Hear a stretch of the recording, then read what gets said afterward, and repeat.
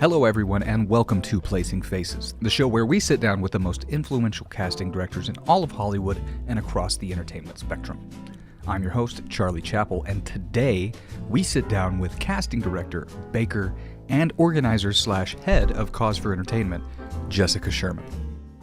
Don't let Jessica still being so early in her career fool you into thinking she's not up to much. With 6 films and shorts out in 2018, 6 in 2017, one of which, Sleight, caught the Audience Award nomination at Sundance the year before, a TV show in production, and 7 other projects slated, she's working a lot. A career that spans working as an assistant with the legendary April Webster on both reboots for Star Trek and Star Wars, and dozens of projects on her own, Jessica shows no signs of slowing down, and I think she's one to keep an eye on. So, I'm going to stop talking now and I'm going to let Jessica tell you her story. I hope that you learn as much as I did. First, I have to say, your view is pretty amazing. It's never going to happen again. Never going to happen again? Why is that? We usually have offices where our tape rooms are kind of makeshift closets. So this was like a magical thing that probably I'm going to enjoy as much as I possibly can because it doesn't happen often. I mean, you see everything. You see all of LA down to the ocean, downtown. It's pretty incredible. I'm enjoying it a lot. Yeah. How long have you guys been here at this office? Where are we now? July. So I think almost 4 months. So first, I want to get into, we'll get into the casting stuff. That's what this podcast is about. But let's talk about Cause for Entertainment. This is a big labor of love for you. It's been around since 2015. Yes. In an attempt to support breast cancer awareness. Yes. So tell me about that. It's a really wonderful cause. You've brought a lot of people together. What was the impetus for it? It kind of stems from 2 different motivations the first was my grandmother was diagnosed with breast cancer when I was actually just first starting out in this industry. And she was my best friend growing up. So it was a very difficult thing to witness her going through such a hard time. And it wasn't only breast cancer for her, but it was also colon cancer at the same time. So it was really very difficult. And she thankfully survived that. Which brought its... She must be strong. She was very strong, but she was 70 when she was diagnosed, so it brought other challenges along the way, and she ended up passing a few years afterwards. So that was like a huge catalyst for me there. But also, before I got into casting, I worked in voiceover at a voiceover agency, and there was a woman who became my friend very quickly, and we kind of overlapped a matter of 6 months when I first started working there. And she ended up getting let go. And 2 months after she was let go from the company, she was diagnosed with breast cancer. And she was 40 years old. She didn't have any insurance now. Her family is from the Midwest, so she didn't have them here. So it was a very eye-opening experience to witness her go through that not by herself, but like almost. But to not have the family around. Not have the family, but also not have that huge importance of like insurance backing. So you see how all of these smaller organizations really come to light and come to back people that are faced with this diagnosis that are local to the community. And so for me, that was such an experience to witness that I felt like I needed to get more involved somehow. And so after that, I started doing the Avon Walk for breast cancer. And I had done that for about 6 years. And on average, we had raised, myself, just as an individual walking, I'd raised roughly $4,500 every year, which was a lot of money to me and still is. But after, I think it was my 6th year, 2014, I completely destroyed my feet in the last walk because it's 39 and a half miles in 2 days, which it's a walk. It's different than a run, but it's still a lot. Yeah. So I destroyed my feet in that last year, and Avon had this thing before that you could do like a DIY event. And so I thought, well, if I'm not doing this, maybe I can put something together and get like the industry behind it. And so I started wrangling people and auction items and raffle items and all sorts of things that I could get my hands on, and decided to do an event. kind of like a variety show situation. Yeah. And at the time, I was working on Bates Motel and The Strain, and both of those productions were super supportive. They donated set visits, and Kevin Durand and Miguel Gomez came to the event, and it was a really amazing way to see everybody kind of come together for something that cancer touches so many people, whether it's you yourself or people around you. So everybody can relate and support this one cause. And it's just grown tremendously over the last 4 years. How much have you raised up to this point? Including last year's, we had just passed $100,000. That's incredible. Which was great. Because in our first year, we raised, going from $4,500 for the walk, in our first year, we raised $18,000. That's just incredible. Like pulling things together, bare bones, you know. And the second year, we raised $40,000. And last year, Quite $42,000. Yeah. And then some change along the way, people throwing in things last minute. So, yeah. It's definitely grown a lot. And I assume that there's going to be another one soon. Yes. When is that? Sunday, October 7th. That's my birthday. Oh, perfect. Yeah, I'll be there. Great. That sounds awesome. Yeah. So how do people get involved with it? How do people show up? How do people that are listening, if they want to donate something or be a part? So you can go to our website, which is acauseforentertainment.com. We also have social media platforms going on all fronts. Instagram is at A Cause for Entertainment. Twitter is A Cause for ENT. And then we also have a Facebook page, and that'll lead you through to the donate pages through there. If you want to volunteer, we're always looking for volunteers for the day of and leading up to. The website is where you'll find that information as well. And this year, our two beneficiaries are Dr. Susan Love Research Foundation and Shay Sharp's Pink Wishes. And they're wonderful. That's awesome. Yeah. Well, it's really great to be able to talk about something like that up front in these conversations, I think, because there's a humanity that I don't think casting directors are given very often. You know, I've referred to it multiple times on this show as like as an actor, we walk into this oftentimes blue room with a Canon HD camera and a background, and we say our words and we leave, and it's just this black box of we don't know what's going on before, we don't know what's going on after. So I think it's important to figure out the passions of casting directors as well outside of the industry. But being that this is a show about casting directors and the industry, let's step back to the beginning, which is always a good place to start, and the story of your life. Where did you come from? How'd you get here? Strangely enough, I'm a native of Los Angeles. You know what? I've met two of you now. Really? Yeah. I've been here 10 years, two of you. Oh, wow. Yeah. You get to be the unicorn sometimes. I was born in Los Angeles and stayed here for a little bit, and then my family moved out to Palmdale. But my grandparents lived in Koreatown, so I was here all the time. So native, not native, it depends on how you want to categorize it. Sure. But I was born at Cedar Sinai. Native. Yeah. And my parents are originally from Ukraine, so it was very much, family business, doctor, lawyer, CPA, pick something practical and stable. And leading up to my choice of career, I studied business, I studied economics, just to the safe, most actors also do this as like the safe backup, check the box. So I was an engineer. Oh, wow. That's a big leap too. But yeah, so I did that to kind of satisfy my parents. And at the end of it, a friend of the family she worked in international distribution, and we were at one of like our Russian parties or whatever, family parties. And she knew I was graduating, and she offered an internship. Okay. And I was like, this is amazing. Like I think it's every Tuesday, all the movies and music comes out. I would go to Walmart and Target every Tuesday to get my VHS or my DVD. So I was always a fan of film and television. And it was the furthest thing from my mind of reality of working in it would ever be possible, because nobody in my family that I knew of had connections into it. Sure. It was more the practical reality of Like, this is what you'll likely do. Just be comfortable with it. And so she said that, take an internship, we'll talk about it. And then when I was getting ready to graduate, I think it was in my last quarter, I had approached her and nothing happened. And so I guess that was my first reality check of like people talk in Hollywood. But I graduated and I thought like, well, if she could do it, I could probably sort it out myself as well.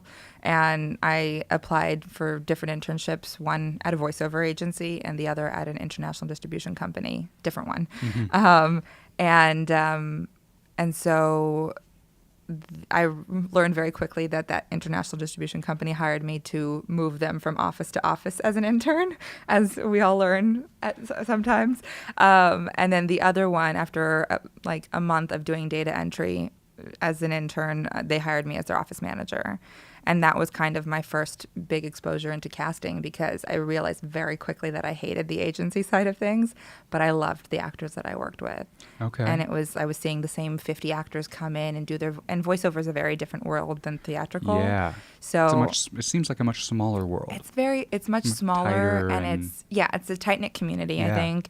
And the idea of like, there are no parameters that you have to like fall in line with, because it's like physically you look a certain way based on the character description. That's what you are, that's what you're considered for. Versus voice, it's like there's nothing will hold you back. If you can't replicate somebody else, you can to a degree, but that's pretty much it. Like, you can do whatever you want in that room, and it's like it's an amazing thing to watch and to listen back later. Yeah. So what was it about the agency side that you... It was too administrative, too political. I mean, at now knowing what I know, that stuff still stands with casting, but there's way more of a creative outlet with casting. Okay. So I was talking to voiceover casting directors on the phone all the time, and I was thinking, wow, there must be a theatrical side to this. And so I just started doing my homework, and I basically did what every actor does, of like sending out resume packets and holiday cards and building a website. And now in hindsight, I realize I probably didn't work for me, because everybody thought I was an actor trying to get in with casting. But I genuinely wanted a career in casting. So the final thing that ended up working for me is I started crashing workshops to meet associates and casting directors, and that was the thing that worked. Okay. And how were you? So you were scoping out the trades. You were on Craigslist. You were seeing when these things were happening, and you would just show up. You'd pay. Sometimes. Well, no, because I would come in, and I would ask the workshop if it was okay if I said, I have no interest in acting. I'm not an actor whatsoever. I'm just here to meet the associate or the casting director. And most times they would allow me to just sit in at the beginning of it, and then I would just leave after I introduced myself to the associate. Okay. And I tried to like reach out to the associate ahead of time and be like, I'm going to be there. Would love to meet you. Yeah. And what were you having conversations about? What was and what kind of came out of that? It was just very general conversations of what my interests were and getting to know, because I didn't know that much about casting going in, and looking back, there's so much that I learned just on my first job that I had no perspective, there was no scope, Yeah. So after the one that kind of ended up taking, he's not in the business anymore, but the associate that ended up taking me under his wing, he essentially, like, the first time we met, he connected me with an actor who was producing his own short film. And so I helped him with the casting process. And then anytime over the next year, anytime this associate had a commercial or a short film that he was casting, he would let me sit in and just learn by osmosis. Great. Yeah. It was... like, I don't know how else I would have done it if that hadn't happened. So it sounds like you hustle a lot. Yeah. And from what I can tell with your career, and I want to get into a little bit of it later, you worked with April Webster for a very long time, while simultaneously casting your own projects, short films, features, working from an assistant to an associate to a casting director on some projects. What is it about? Why? Because I know so many people in this town who talk a lot about, I want to do this thing. You just figured out a way to do it. You did whatever it took. Yeah.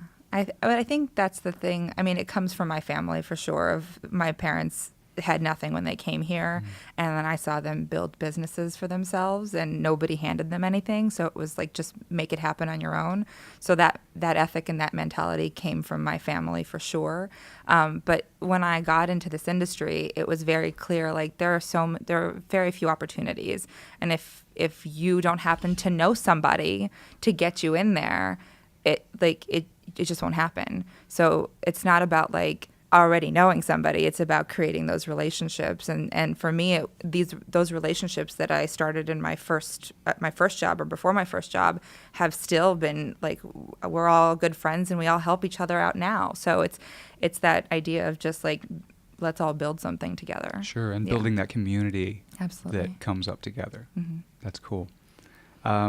So one of the things that I've keyed on in a lot of the conversations that I've had is how important taste is to casting directors, because you guys are essentially one of the first steps after the script and the director and producers are on board. Casting directors are handed the script and said, hey, we need to fill this thing out. Right. And you're one of the biggest things that you bring to the table in that situation is your taste. Right. What are things from early on in your life, from your VHS days, that cultivated that taste? It's very difficult for me because it's like a mixed bag completely. Great.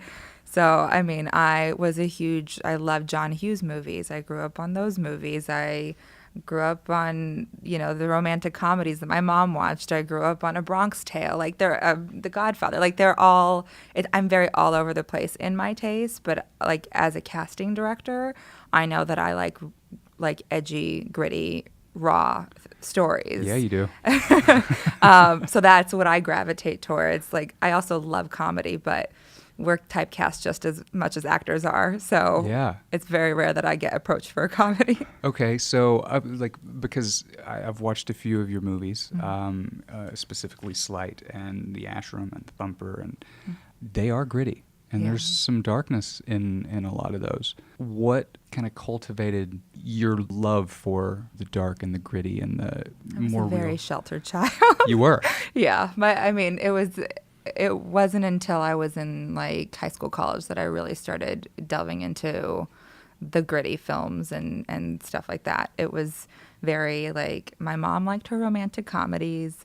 My dad liked his Godfather. But, at the same time, I wasn't really exposed to all of those things.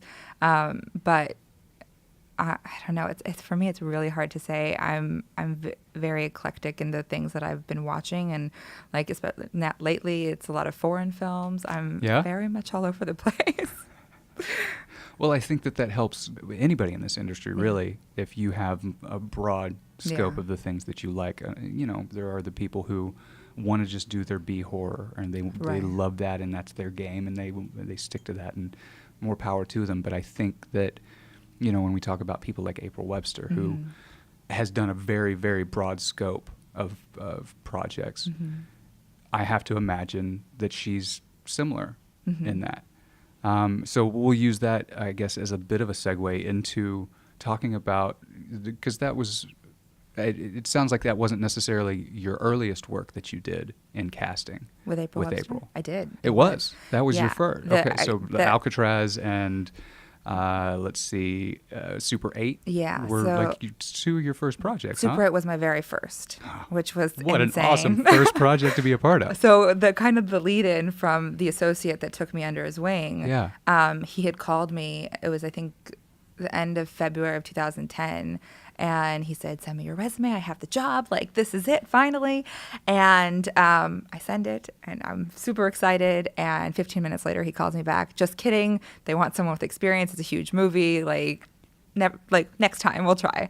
And so at that point I called my dad because nothing else was working, and I said, if necessary, will you support me for a year? I have this great opportunity, like I need to quit my job because sitting here is not going to help. And so he said, yes, but after a year you're going to law school. So nothing puts a fire under your ass. So I quit my full-time job. I volunteered myself as a full-time intern when it was still allowed. And it's when I first started the job, I was told that I was working on the remake of Little Darlings, and that they were doing it again. And a couple weeks into it, I still didn't know anything about the project or who. I knew J.J. Abrams was directing, but I didn't know anything else. And one day, everybody comes into the office like losing it. They're freaking out. Like, Steven's coming. Are the lists ready, Steven? And I'm still very confused and unsure of what they're talking about. And lo and behold, 15 minutes later, Steven Spielberg comes walking into the room. And then I learned what I was working on, that it was Super 8 and that he was producing and JJ was directing. And it was, and that was a crazy experience, because typically you cast a movie in 12 weeks. We were on that movie for 9 months. Just casting the kids. Just casting the kids was 9 months long. Yeah. What do you do for 9 months? A lot of work. Yeah. I mean, it was an international search. We had casting directors in all parts of the country, or the world, and the country. And there was something like, if I remember right, there were 16 or 17 casting people in the casting department on that movie. Yeah, because there was 4 of us in LA, and then we had New York, Louisiana, the whole South. We had someone there. Australia, the UK, I think South Africa. Like, we were all over the globe, and we saw thousands and thousands of kids. It was insane, but it was very precious, because those kids were based off of kids that JJ grew up with. Mm-hmm. So it was very personal, and we had to get it right. Yeah. Yeah. Yeah. So this is fresh out of the gate. Yeah. You're an assistant working on, you're working with Spielberg, you're working with JJ, and it's not a 12-week process, it's a 9-month boot camp intensive. Yeah. What is that allowed? How many doors did that open up for you? And just even with your understanding of the casting process. It was definitely, it kind of threw me into the deep end of all of that.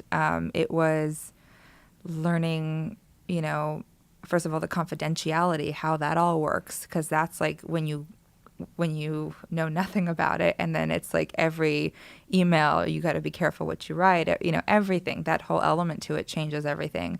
But just the casting process of, you see everyone under the sun, and it's not just actors, it's actors' kids, it's executives' children. Then you go to skate parks and schools and drama programs, and you do a whole search that way. We did a viral search. We did a search at Paramount, like an open call at Paramount.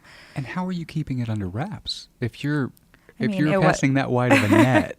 It was under wraps too until there are little leaks along the way, but until we did the Paramount open call, it was kind of under wraps. Mm-hmm. And then everything just blew the lid off of it, basically. Yeah. That's such an incredible place to start. And also, because we were right next door to Bad Robot, but we would be in Bad Robot every day. And being in that environment when you're first starting is, first of all, it's such a creative place. Yes, and everybody has such an open energy that they want to talk to other people in other departments. So it's not There's proper constricted. Collaboration. Yes. And that was one of the things that I love. They have a kitchen in the middle of the building, and it's because they want everybody to eat together. It's not little cliques by any means. It's, very open and creative. And that's, to start off that way, to get a real taste of the top tier of this industry, you had no clue. No, I would have had a very different journey had I not started in that office. Yeah. Because I did, I stayed, I worked with April and Alyssa. They gave me my first shot in casting, and they're very, very much collaborators. It's like, obviously they're the casting directors, but they want your opinion. They want to know, if everything is lining up, essentially, from the outsider's perspective, because that's what I was at the time. Why was it that you were the outsider? Well, just because I was learning. I knew nothing about what we were doing. I didn't know if I glorified the whole casting process or whatever it was. So I was learning and making sure, I was all ears and eyes all the time. Yeah. So you did that. Mm-hmm. And along the way, you did Mission Impossible, Ghost Protocol. Yeah. So I kind of stepped in on that one because the assistant that was working at the time, she had to leave for a little bit, and so I had come in as help for a part of the time. Okay. Yeah. And then from there, we'll go ahead and jump into the nerddom. You got to work on Star Wars. Yeah. And you got to work on Star Trek. Yeah. Like the reboots of both of these, you were a part of. Yeah, it was. Were you a fan of these projects before? Absolutely. Yeah. I think that's why before any of these projects came about, I think that was one of the reasons why it was so exciting to walk into Bad Robot in the first place. But then the fact that, I think we were working on the pilot of Believe when it became official that JJ was directing the Force Awakens. And so when that was I just remember looking at April of like, are we doing that? Can I be part of that? But yeah. Because you were an associate at that point? For the Force Awakens. For the Force Awakens. Yeah. All right. I've got so many questions. The first, I guess, and we'll harken back to a bit of a previous conversation, is keeping it under wraps, because this movie was well under wraps for a very long time. How do you keep that big of a project under wraps? Everybody knows about Star Wars. I think it helped because compared to Star Trek, which was also very under wraps, for Star Trek, they didn't want anybody to know about anything, not even that the movie that we were working on was Star Trek. For Star Wars, I think they embraced the idea, like, let's just tell people that it's Star Wars and tell them nothing else. But it was like, that at least made it a little bit easier that we're not constantly like, I don't know what we're working on. We got to share a little bit. But in terms of like the progression of the casting process, it was completely under wraps. And even just, the process for actors coming in was painstaking. How do you mean? We basically, when we were working with the actors that were in the room, the actors would have to come in ahead of time, sign out their sides themselves, sign non-disclosure agreements, and then when they would come back to read, they would bring their sides with them, and we would destroy them. And of course, their red pages, their names all over it. It's like they were not messing around. Mm-hmm. And then the whole other process for actors that were self-taping, it was a very intricate process with like sending secure links to sides. Agents weren't involved at all. They couldn't know what their clients were reading, essentially, the material. So we had to be talking to actors directly, especially when it came to notes, because there was nothing on the page in terms of character. So we would have to call, all the actors would call in ahead of time. We would talk. They would ask their questions, and then they would either come in or they would throw down a self-tape. Quite the process. Yeah. A much different process than casting anything else, because usually you're going through the agent, they're capturing everything, passing it on. But in that process, I think it was really eye-opening to see how important it is to communicate with the actors, because there's so much that can get lost in translation or just it's a game of telephone ultimately. Yeah. So watching April and Alyssa do it on all of the projects that I'd worked with them on, they've always made it a very open and free environment where the actors can always call and ask questions before they come in. And so that's just because I grew up in it. That's how I work now. That's still how you work. Yeah. That's great. What does that allow that the other casting process of telephone doesn't allow for? There's transparency in what we're looking for. I think that's what it is. Sure. And it allows, if the actor's calling to ask specific questions, it allows them to make their choices before they come in the room with the right information. And I think that's, obviously, we want to make sure that people can come in and adjust when necessary. But I can't expect you to guess what's going on. Do you see the numbers of people who are more you're yeah, that person could totally work for this role? Do you see a greater percentage of people that are better for the role in that situation? Yeah, I think we get what we need, ultimately. Yeah. versus hoping that they understand. It's like it puts a lot of pressure on the actor on top of just like honing on their craft. You have to be able to have the information, your motivations, your intentions, like those are all really important before you walk into the room. Absolutely. And if most times you're not given a script, so you need to kind of just make it up as you go. And if someone is giving the opportunity to ask questions, like that is the number one thing that I always tell actors. It's not a trick question if you have any questions. Like genuinely ask the questions. We're here for you. So back into Star Wars, you guys are casting a really wide net on this one as well, I assume, right? This is a worldwide casting. On The Force Awakens, yeah. Yeah. Yeah, it was definitely. How long was the process on this one? We were signed on for 10 weeks. We were on it for 11 months. But the beautiful thing by the end of that process is I knew every actor in that age range across the globe. It was great. So that's multiple projects that you've been on. Was Star Trek similar, of being a longer process? It was a little bit of a longer process. And not longer than The Force Awakens, but it was stretched out a little bit. And that's not typical at all. So you're getting a lot of non-typical experience. Which have become my typical. That's become your typical? Yeah. Why? How? You know, I don't know. I haven't really, after Force Awakens, I kind of delved into TV more. So I haven't really had the experience of the studio film, what the norm is besides these experiences. Okay. So it's hard for me to say what else is out there, but these were very specific, like JJ experiences. And I think that, you know, he's very specific and he knows what he wants. If he sees it great. If he doesn't, then it's a different, you keep searching. So, you know, on Star Trek, it was casting. We weren't quite there yet with Benedict Cumberbatch. Like we finally ended up casting him, which we should have done long before. But, you know, it all turns out great. Yes, it does. So I guess let's talk about a little bit of television, because you've worked on some really cool projects. You've been a part of, you mentioned earlier, The Strain, which I got into. I'd never seen an episode before I was going to sit down to interview you. It is very Guillermo, which is fantastic. With this one, you came as an associate on the pilot and then worked your way to as a casting director in season 3. I kind of want to delve into the process of casting a TV show. Okay. You're on hiatus from season 2 going into season 3. What is the first thing you're doing on season 3? Concept meetings. Okay. That's whether it's a brand new show or an existing one, we always have concept meetings of what's new. What are the next storylines? What do we need to focus on? Who are we looking for?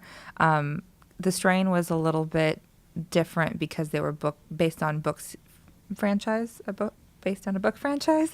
So we had to make sure we were fresh on the books in between seasons as well, but they were also mixing books as they do. So we had to know what was going on there, but also what's the next storyline that's coming up. So when we have these creative meetings, we had them with Carlton, Cuse, Guillermo would chime in as well, and we would sit down with the writers and get a sense of the characters. How many episodes can we expect these characters to be in? Is there any familial relation to existing characters? Are there prototypes? Did you write this specifically for an actor that's already, or whoever it might be? So those are all questions that we have to ask ahead of time to get a sense of, the kind of actor, how strong the actor has to be, if it's someone who's going to be a one-off, if someone's going to be a one-off on a cameo. So we just want to get a better sense of what we're looking for before we start up. So once you have those items figured out, you're getting the script for episode 1 of season 3. What's the process for an episode of this kind of television? Because you have your main cast. Yes. And they're continuing through the whole scope of the show. Right. You've got bit players that are coming in each episode, sometimes not, like what you've got going on right now. I guess the question is, on a typical week, what sort of things are you doing? Like, what is the turnaround on creating an episode? Usually it's about a week. The strain was different. I mean, we shot in Toronto, so we also had to deal with immigration. So we had to be 2 weeks ahead of schedule. Now they have a whole different system in Canada that makes it a lot faster to get work visas, so it's probably different now. But for us, it was, having those creative conversations at the beginning of each episode. Usually it's the writer of the episode, the director of the episode, the showrunner, the line producer. And those are usually the main players that are on the call. Plus, if we have a counterpart in Canada, which we did, they would be on the call as well. So we would have to figure out, the creative elements of the characters, but also the budgetary side of who's going to come from Canada, who's going to come from Los Angeles or New York in that case. And then we kind of get our marching orders that way of what characters that we're going to focus on out of our office. And then we take those characters once we've broken them down, and we make internal lists of actors that we already know that are suited for the role. Then simultaneously we'll release the breakdown to agents and managers, and the frenzy begins of emails and phone calls and all the pitches. And then we essentially take our two lists between the submissions and our internal list and merge them and start doing sessions, whether they're self-tapes or actual in the room or offer-only actors. Mm-hmm. So we go through that process. That's probably a couple of days of multiple roles at the same time. And then we'll set a date of pitching to our team, and we'll usually only send probably 5 to 7 choices for each role, because it can get very overwhelming if you send 20 choices for every. With the frenzy, how many people are submitting to a bit part on a show for a week? If it's like a guest star, yeah, probably like 3,000. Yeah. So if you're getting called in, yeah, you're doing well. Yeah. You're right for that role. Yes. Or we think you are. Yeah, exactly. I think that's the thing. I'm sure we get a very harsh rep in pop culture of being the gatekeepers that don't really care. But I think the idea is the relationship between an actor and a casting director is a long-term relationship. We keep trying actors over and over again, even though they don't book this time or next time or whatever it is. But we keep trying because we like them. We think they're talented and they could fit eventually. And so I think that the idea of knowing when you're walking into a room as an actor, we're not your gatekeepers, we're your advocates. We're here to give you the resources, and it's a two-way street. You have to ask for it as well. Yeah. So I don't know why I went on this tangent. No, what were we talking about? This is a great, because I think a lot of the audience for this show is going to be actors. And it's important. It's been important for me in my understanding of the process to know how it works. I mean, it's amazing that anybody gets cast in anything. Right.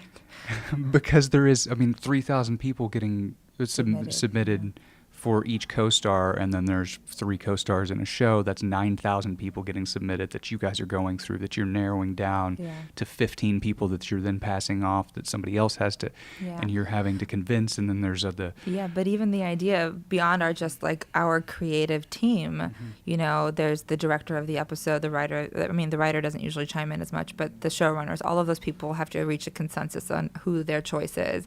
But then you go to studio for approval and network for approval, and there's usually 7 to 10 people on each level that have to sign off on that this choice is the right choice. And to reach a consensus over so many people, it is surprising that anybody gets cast. But I think that that's the idea of demystifying the casting process for actors, because they need to know when they walk in the room, whatever you're doing in this room is the most important part. The relationship that you have with the casting director in the office is the most important part, and the choices that you make in the room. Because how are you supposed to control 30 other people's opinion that you'll never meet? You absolutely can't. Exactly. So I think it's not supposed to be a daunting thing. It's supposed to take the pressure off. It sounds more daunting for you. It is. When you're having to convince all of these people all the way up that ladder, and actors don't ever think about that. Because the only experience they have is the 5 minutes that they're in the room or the 10 minutes they're, exactly. So I think it's really important to share this process with people, because... And I'm glad that you're able to sit down with me and willing to do so. Absolutely. So jumping over to another show, Bates Motel. It's my favorite. It's a really, really good show. Yeah. It's a lot of fun.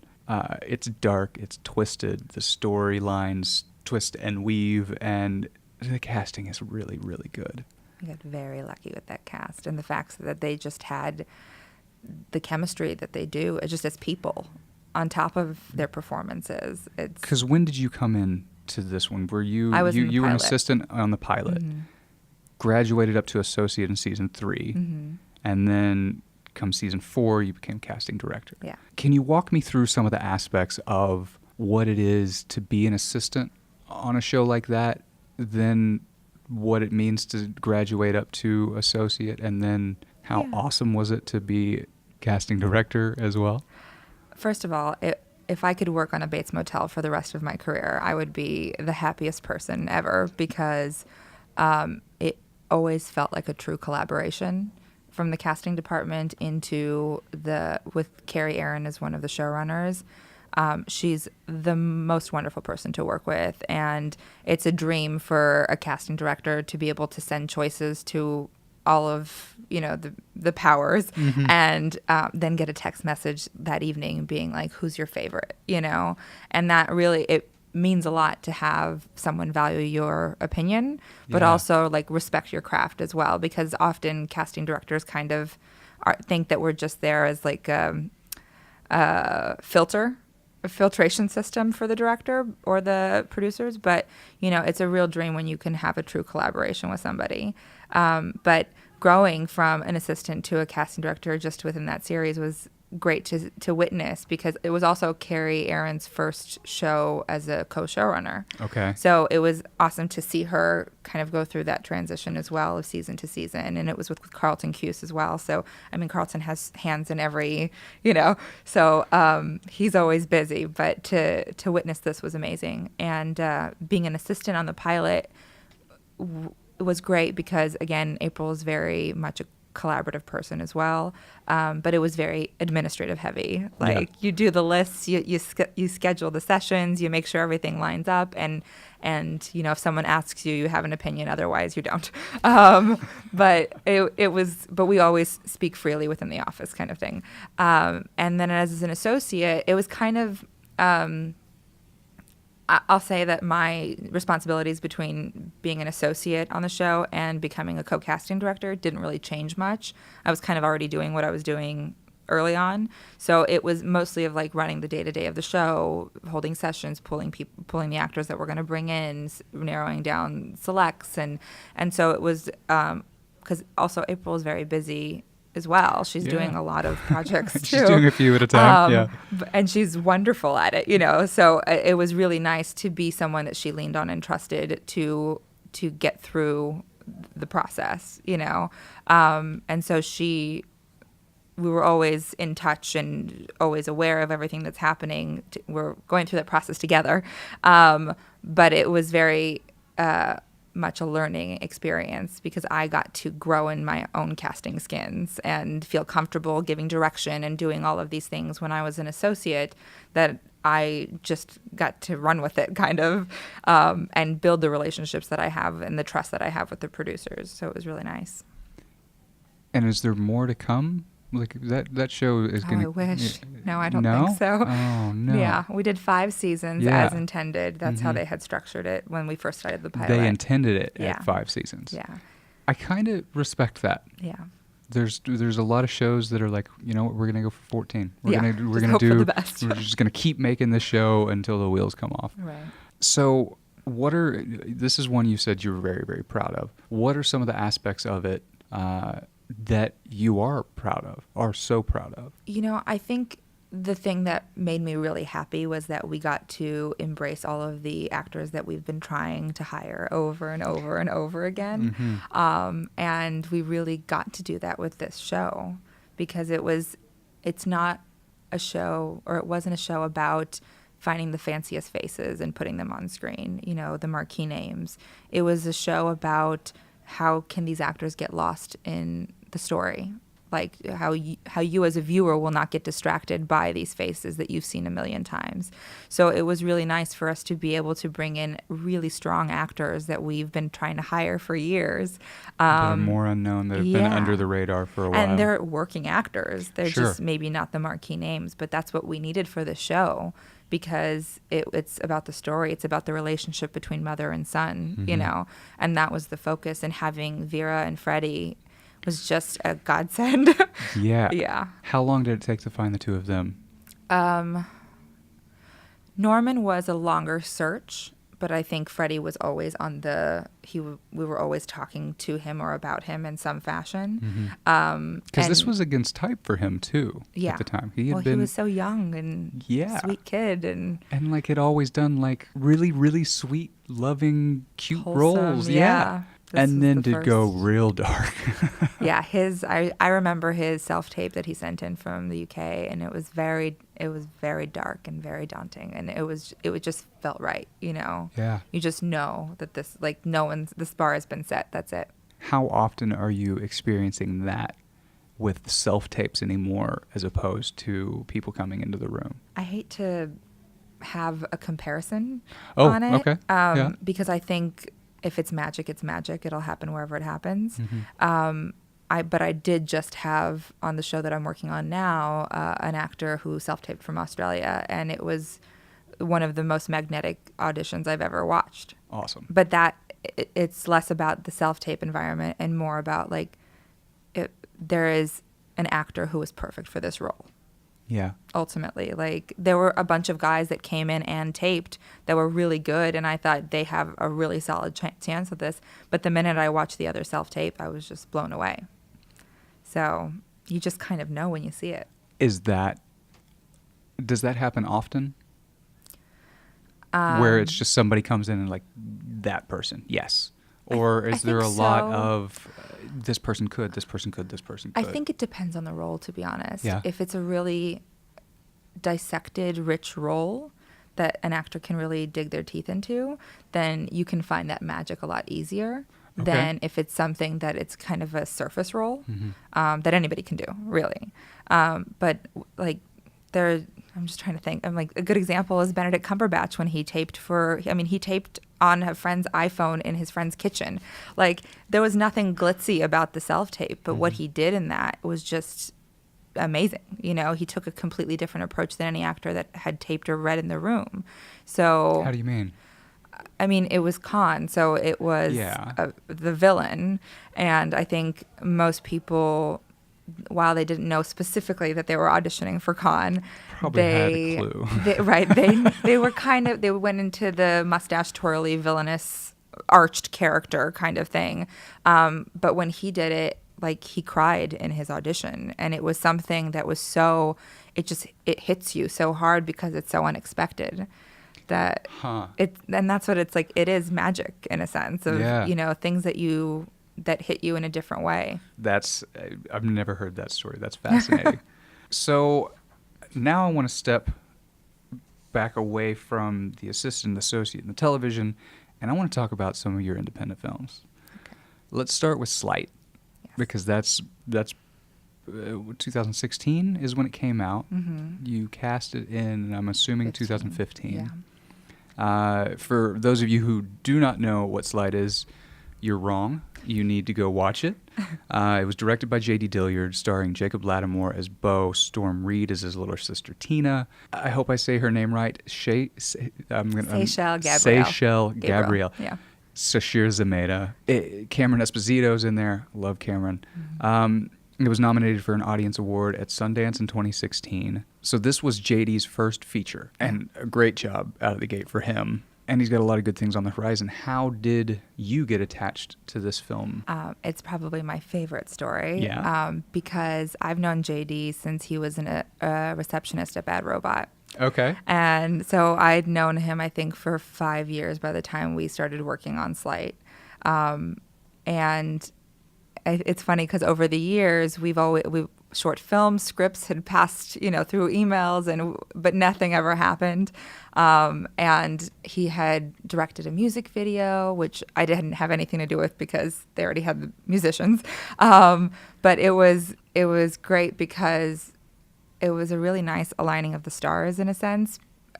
He had come to me, I think we were chatting on Messenger or something, and he had said, I sold my first script. They're going to let me direct it. I want you to cast it. And I was over the moon for him. And so to work with him, he's a dear friend. It was a great opportunity. And then a week later, I went with a couple of girlfriends who are all in casting as well, and I met this other cast. Well, she was an associate at the time, Lindsay Weissmuller, and we were lamenting about our careers of how we want to grow, and she worked for a different casting director as an associate, and we were like, we should do something together sometime. And she called me shortly after, and she said, I'm going on vacation for 6 weeks with my husband. This producer that I've worked with before, he wants me to cast his movie. It's starting imminently, and I'm going to be gone for the first 6 weeks. Do you want to partner up on this? I was like, sure, sounds great. I'm on hiatus. Why not? And that following Monday, JD IMs me and says, did the guys from Sleight email you yet? And I said, I'm sorry, what was the name of the movie? And lo and behold, the producer had worked with Lindsay. JD wanted to hire me, and we already partnered up on the movie. That's perfect. Yeah.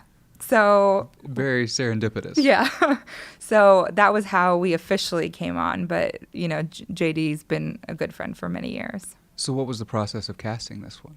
Because Jacob Lattimore is incredible in this movie. Yeah, he was really the perfect choice for it. Because he had the journey that he has to make as a character is somebody who's slight, who's kind of back away from everyone, taking care of his younger sister, and then somebody who has to fight back at the end.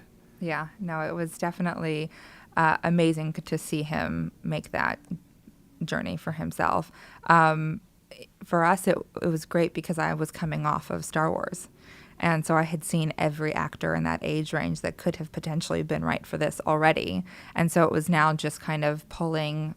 But the thing is, we hadn't seen Jacob for Star Wars because he was too young at the time. Oh, sure, yeah. But he had come off of, Maze Runner and... his big one was Black Nativity. Okay. And then he did Maze Runner. Yeah. And so I hadn't met Jacob before, and I didn't meet him during the Star Wars process. But we started reading all of the guys that were remotely close to what we needed for this character, and we kind of slowly narrowed it down, and there was still something missing, and we couldn't quite figure it out. And so I remember I called Dan Kim at CAA, and I said, who am I missing? Like, there's somebody I haven't seen. I can feel it. Like, we haven't found our guy yet. And he was like, well, I have this guy. He's an actor, but he's like, I represent him as a crossover through music. And so I said, great, let's see him. And just the first time he walked in the room and started doing the scene, it was clear that it was him, because he has this nice balance of a kid his age that has the vulnerability, but also kind of the cool swagger that this character needed. Mm-hmm. And so I think, we had because he made a magician cool. He did. He really reminds me a lot of JD, because JD is a musician or a magician as well. Yeah. And a musician a little bit too. But yeah, so I think it was interesting to kind of see how similar they are. Yeah. And I think JD taught Jacob a lot of magic himself and had other people. So it was a really cool process to see that. And Storm, who played his sister, I had met her in a very informal setting of a class or something weeks before starting the movie. And then she was the first girl that we read for the role. Literally the first one. The first one that we read for the role. Cool. And she was just like... And she set the bar. She set the bar. She started... first of all, she was so much younger than she is now.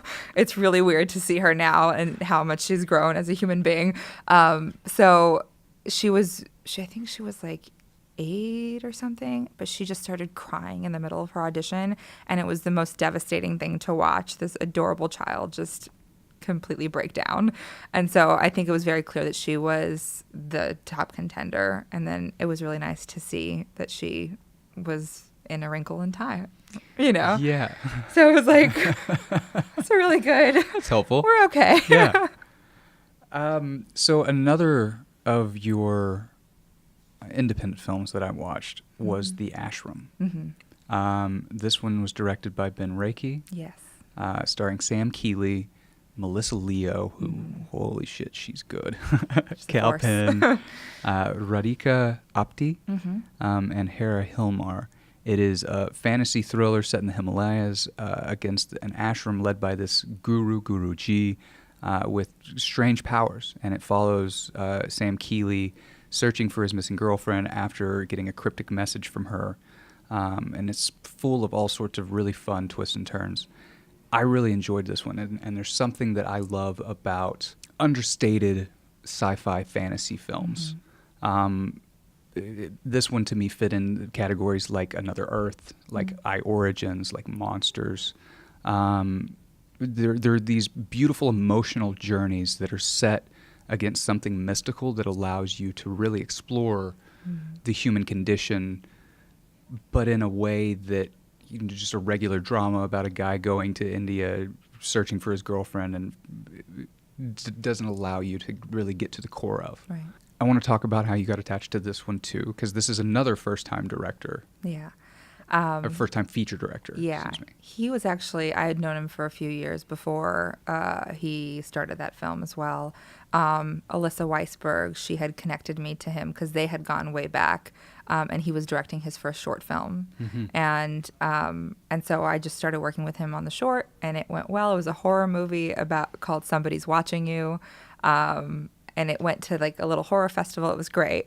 But then years later, he finally had a financed feature. And so he came to me and said, let's do this for real this time. Yeah. And so I think that's the biggest takeaway from my journey thus far is having the opportunity to work with my friends.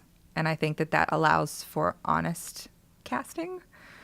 And how do you mean honest casting? Just as opposed to what? In the sense of like having to step on any eggshells or walk, Okay. In that sense of like, I can just be real with JD. I could just be real with Ben and be like, this is why you don't want this person, or this is why you want this person that you're not seeing in this 5 minutes of demo reel. You know what I mean? Yeah. So you can, and that's the thing. That's why they hire casting directors. It's not just to filter things down. It's to know the actors and their capabilities. If someone... It's really hard when you've known an actor for many years and you know what they're able to do with their craft, and someone to discount them so quickly based on like a scene, Sure. a 3-minute scene, and you're like, wait, what happened? On a Tuesday after driving in traffic all day long, So it's like you have to be able to have an honest conversation of like, you don't want to say no to this person yet, and this is why. And when someone's willing to listen to you, it makes the process that much more fulfilling. Yeah. Well, in this one, because you had Sam Keeley who led this, I thought he did a really wonderful job. He's great. And you had Melissa Leo, who again is incredible. When you're casting such an unlikable character, because her character is a horrible person. Right. What sort of things are you looking for in the casting room? And is she coming in and reading for this? Or is this... So she actually was attached when I came on. She was? Okay. Yeah. Okay. So that was already set before I came on. Who else was it? Was there anybody Just else? her. Just her. So was she contingent on actually getting the movie made? I think she helped a whole lot. Yeah. I think having her definitely helped the situation for financing. Okay. But that was really nice because you really do get to embrace the indie filmmaking spirit of introducing other actors, because once you have that one, the marquee, that anchor, because Sam had done a bunch of stuff he's already. He's been all over the place, but he's never led. So that was like a really nice thing. And I met Sam when I was working on as an assistant, or as an associate at that point, Percy Jackson and the Sea of Monsters, and he was still living. I think he still lives in Ireland, but we had flown him out to test for the Cyclops role. So I think he's been doing fine since he didn't get that. Yeah. But it was like he was such an open spirit when he first came in for that movie. And so he was just memorable in that way. And so anything that was right that I was able to not have to have a visa for, I would always pitch him for. So it was really nice. And he taped, and he was wonderful on his tape. And so it was nice to know that we had someone who was really strong to do that. Yeah. Yeah. We're just past an hour here. Do you have a moment? Yeah. Yeah? Okay. I've actually got one more question about the Ashram. I want to talk about films that have such a small, tight cast like this, because this is, on the IMDb credit list, there's 12 people. Yeah. When you have so few but really juicy roles, does it allow you to go after and bring in these people that you've talked about, that you've tried to get hired, that you see something in, and are they chomping at the bit to do so with these kind of scripts? I think we read a lot of actors for all of the core roles. Like, we really went through it to see who was right, because there was so much heart to these characters, even though it's this thriller, mystical thriller almost. You really needed to have someone that had the strength and the passion behind it. So we definitely read a lot of the actors that I've been seeing over the years. And I met somebody new through the process, Hira Hilmer. She turned out, we ended up booking her, but coincidentally she's Sam's. Icelandic? Yes, but she's also Sam's girlfriend.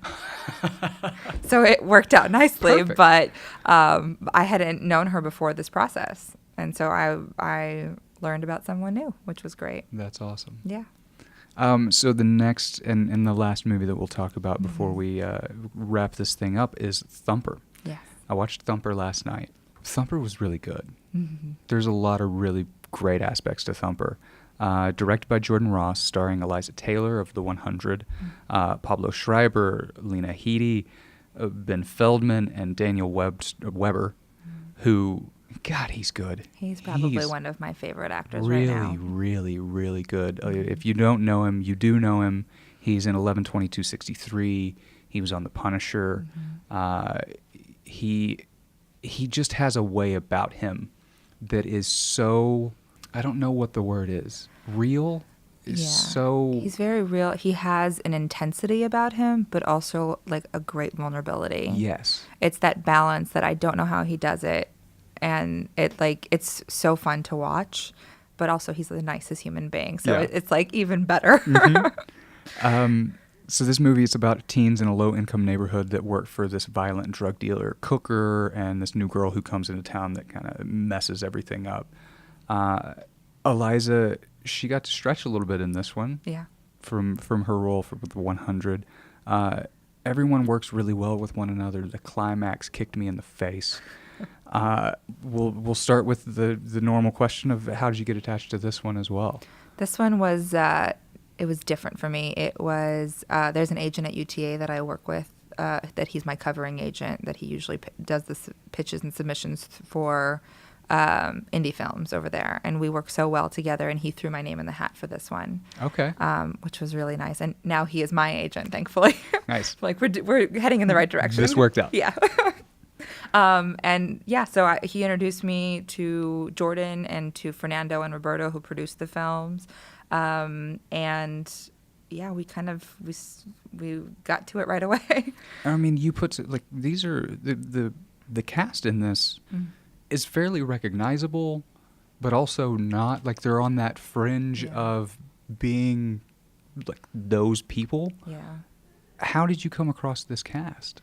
Well, Daniel I had seen in 11/22/63, which April cast. Yes. And so I was already a fan of his after watching him there. Pablo Schreiber has been one of my favorites for as long as I can remember. He is such a chameleon. He is so talented. He's a big theater actor, and now it's so nice to see him on American Gods and Den of Thieves, and it's he's really having an coming opportunity. Into his own, yeah, for sure. And this was different for him. I heard that his audition, or not the audition, his clips from Thumper actually helped him get Den of Thieves, because they didn't think that he could go to that crazy place that he goes into. And he does. And he does it well.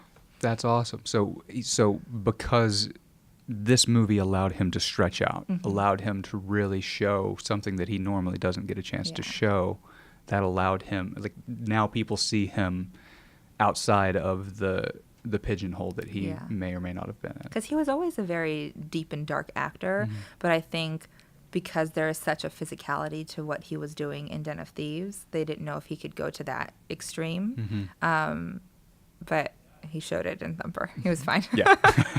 He's going to be okay. So this is another first-time feature director. Is there much ushering these directors towards what needs to happen and the cast that needs to be for these films, or are they coming in with a fairly good idea of what they want? I mean, it depends. Every process is different. Every film is different. But I think the nice thing about working with first-time directors is that you kind of get to create their idea of how casting works and how much of a collaborative process it should be and it could be, because they don't, and that's the thing in film school, they don't cover casting at all. Nothing. They don't teach you how to work with actors, and they don't cover casting at all. Which is crazy to me. They but should be having. You want to see a dragon come up over there? We'll show you. We'll teach you that. But so I think that's the thing. They don't know how to work with us. They don't know what our job is, and they don't know how we do our job. So I think it's showing what we do, even though they're not with us when we do it. Yeah. It's a very labor-heavy job. From the beginning of checking availabilities, having creative conversations with agents and managers, and making sure these people that we're talking about and getting the producers excited about are realistic options. And that's usually the hardest part of also bringing directors down to reality of, no, Helen Mirren is not going to do your movie. I know it's a great script, but she could. That's what they say. Let's try. And also just like timeline. We need to know, like, if you have a start date, we need to make sure that we fall in line with that start date, and we're not letting this process go and go and go. And that's the biggest struggle, because like, well, we don't want to pull the plug just yet on Helen Mirren. Let her pull the plug. Yeah. I promise it will be for good reason. Yeah. So, is there anything that you want to talk about? Anything in the sense of, is there any advice that you would give to somebody who kind of doesn't know what aspect of the industry they want to get into, but casting seems like it might be a thing? It's hard. I think if casting seems like it could be a thing, I think you explore it, and it's harder now because of the whole internship thing that's gone away. Because you can't go and be like, I'll work a year for free at as an intern. But I think I'm one of the board members for Casting Society of America, and we as a community are trying to create a space for people to learn about casting and to train as assistants. And we're in the process of developing that program. We just did our first beta test for like the introduction to casting. And so we're hoping that by, summer of next year, we're in a position to consistently be running these classes where people who are genuinely interested in a career in casting can, take I think it's a 32-hour course and be in a position to step into a casting office and know what they're doing. And I think that's the... How do people find out about this when the next one is? Or... I think they will probably make an announcement on castingsocietyofamerica.com. Okay. So, and we're partnered with CSA. Oh, great. So perfect. When that comes up and when we can put it out on the episode, we'll definitely do that. Absolutely. And I think the other thing is like just the state of our industry now, and this is to kind of push the CSA side of things as well, as we also have like the diversity and inclusion committee, and we're doing open calls for that all the time. We just did one last year, so I think it's making sure that you, as an actor, what is going on with the casting community as well. Yeah.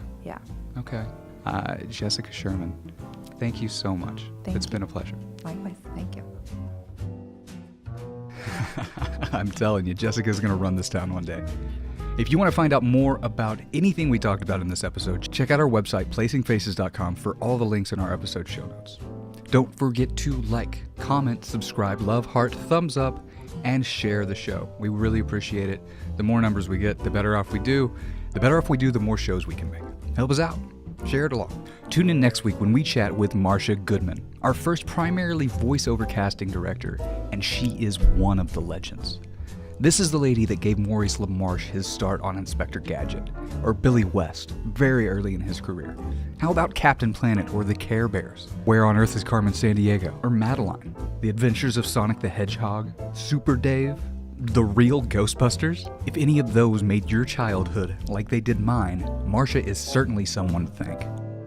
You know, and another show that I love that I was really proud of, the one I won my Emmy for, is Madeline, which is something that I'm so proud of because it was one of the few shows that was female-oriented, little girl-oriented, although boys could watch it too, but she was a strong little girl when it was all, you know, superheroes and boy things and G.I. Joes and everything. Then there was Madeline, and all the little girls were so supportive of each other, and they loved each other, and they helped each other in, you know, difficult situations. So that was wonderful. Placing Faces is powered by Collaborator.com, a media production service connecting media professionals to companies, brands, and agencies, allowing you to scale your production based on your needs. You can get on Collaborator and find all the right people, from filmmakers to writers, directors, actors, producers, anywhere in the United States. Video professionals find work and companies save money. Have you ever wanted to be a casting director? Or do you have a project that you need casting direction for? Check out our partners, the Casting Society of America, for more information. They have introduced us to so many of our guests while serving as the hub of information about this branch of the filmmaking industry. Visit their website at castingsociety.com. If you have any feedback for us, we'd still love to hear from you. What casting directors do you want to hear from next? What films and TV shows do you want to learn more about? And which casting directors that we've already talked to do you want to hear us talk to again? I've left the door open, so let us know in the comments. Thank you so much for listening, and be well.